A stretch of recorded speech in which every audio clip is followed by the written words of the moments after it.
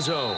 And with time a factor here late, he'll just take a knee, and they'll start things out at the 25. Atlanta now coming out on the field. They're down here in a one-score game, but the time, it's a factor, but it's not a huge factor right now, is it? It's really not, because this amount of time gives them a chance to run their offense, to go through play sequences.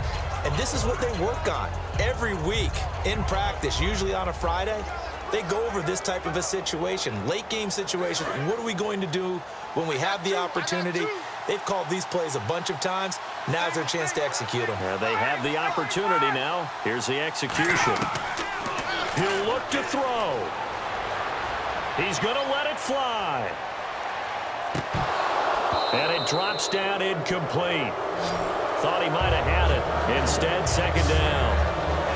And when all else fails as a defender, when you're not there in the coverage, your best friend is exactly what we saw there. A big play shot taken by the offense. Unfortunately, it ended in a big drop.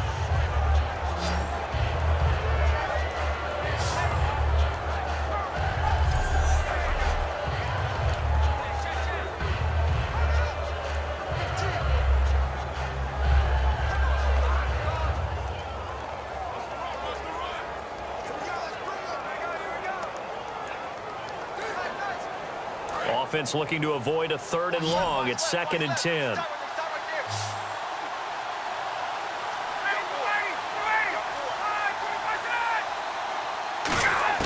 They'll look to throw. Getting it out left side to Sanu. A good pickup there, 26 yards. And the offense moving quickly to the line. Back to throw. Hits his target. It's Taylor Gabriel. And he's brought down. Give him 11 on the gain there. And the Falcons are going to get a first.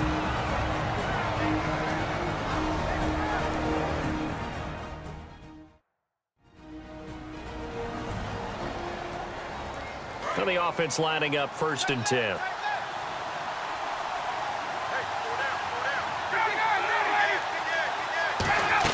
Back to throw. And this is caught at the 8. Touchdown, Falcons.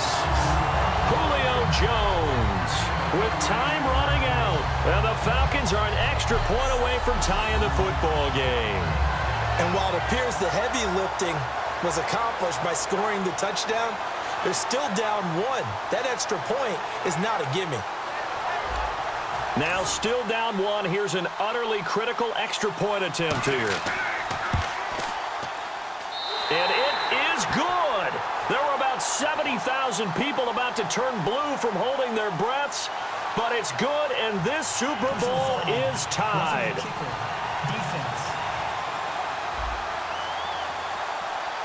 Uh-oh, flag comes out here. This is going to be roughing the kicker. When you're going back there on the kick block, you've got to go to the right point. That didn't happen. Ran into the kicker. The penalty flag had to come out. The Falcons set to get things rolling on defense again here. They're working here with a tie game. The question here I like to ask is, how aggressive do you play this defensively? You just want to make sure that you don't give up the play that beats you. I mean, it's that's really your line of aggressiveness. Play it straight, make sure tackles, do what you have to do, but don't give up something big that all of a sudden you look at the scoreboard and say, we blew a golden opportunity. Yeah, I wouldn't mind OT. I wouldn't complain. I wouldn't complain either. Just make sure you call the producer and tell him to cancel our table for dinner tonight. Will do. He's going to let it go again. And this is going to be intercepted. It's Desmond Trufant. And they have the football and will set up shop at the 33-yard line.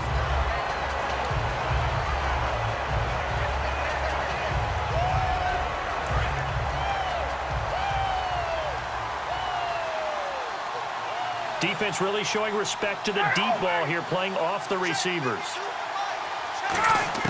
After the interception, here's Ryan. And it's knocked away and incomplete. The Pro Bowl wideout Julio Jones, his intended receiver. That'll bring up second down. I know exactly why I tried to throw the ball to Julio Jones there.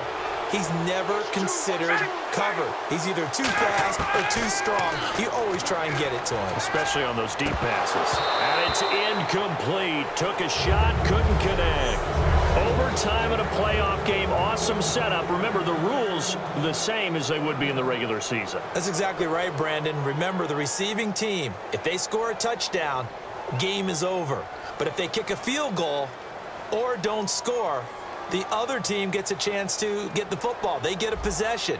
If they go down and score, they win the football game at that point. If both teams kick field goals, we keep playing. If a defense scores, let's say the receiving team gets the ball, doesn't score, or they throw a pick six or fumble, gets picked up, the defense scores, game over. But here's the best part. In the regular season, only one period is played. We could call it a tie. Here, we're going to play until we have a winner.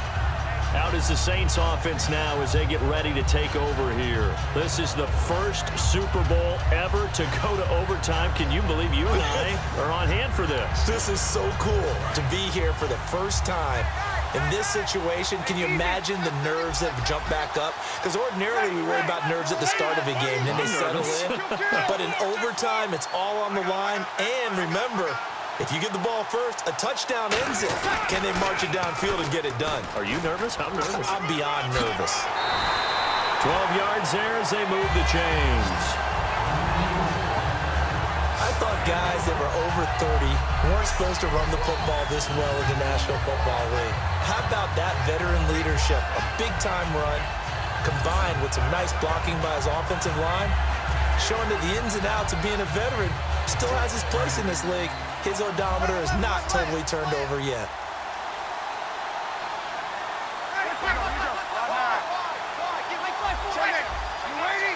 They come out here in the eye. This is Ingram on 1st and 10. No gain on the play there, 2nd down. And quickly they get to the line. And a 20th carry now for Ingram.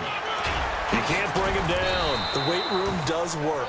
Well, that 2nd down run a big help as 7 yards leaves him with just a 3rd and 3 now. Well, that's why the guy with the headsets is down there. All right, they know what they're doing because they got stuffed on a running play on 1st down. And I think myself and probably the fans were saying throw the football in this situation.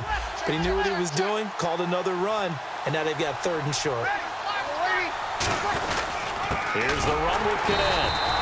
No gain there on the play, and that's going to leave him with a 4th down.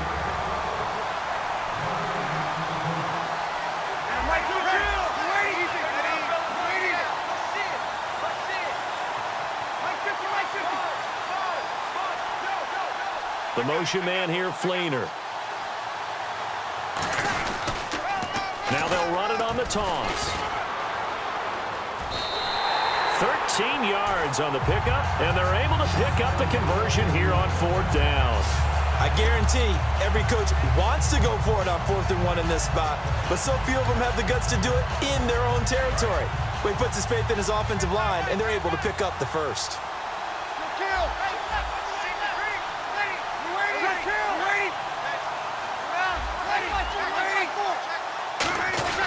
They run. It's Mark Ingram. And the lane closes up quickly as he'll get about 3 down to the 38.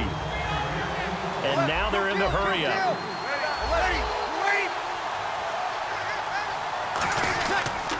Ingram again.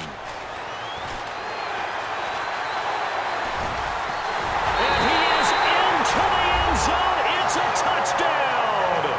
And in perhaps the greatest Super Bowl ever, they have won the game in overtime. Wow. And the Lombardi Trophy is headed back to the Bayou. The New Orleans Saints, Super Bowl champions. And their remarkable season ends in the most remarkable of ways. They get to put next to their name, Super Bowl champion. And they can't ever take that away, can they? Nope. That lasts forever. So good to see the emotion when it's all said and done. You see the hugs, you see the guys sharing, the collective happiness. Makes me want to carry you around a little bit on my shoulders to celebrate the triumph. And congratulations to them, a fantastic season.